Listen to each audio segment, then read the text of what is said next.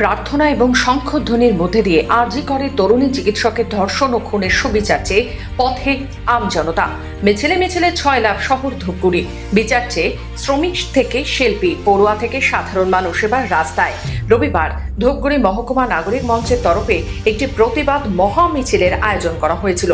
আরজি করে তরুণী চিকিৎসককে ধর্ষণ করে খুন করার ঘটনায় দোষীদের কঠোর শাস্তির দাবিতে মিছিল করা হলো। এদিন ধূপগুড়ি জেলা পরিষদের ডাকবাংলো চত্বর থেকে মিছিল শুরু হয়ে শহরের বিভিন্ন রাজপথ পরিক্রমা করে। মিছিলে ধূপগুড়ির বিভিন্ন সংগঠন, মহকুমার বিভিন্ন ক্লাব সহ সর্বস্তরের সাধারণ মানুষ মিছিলে অংশগ্রহণ করেছিলেন।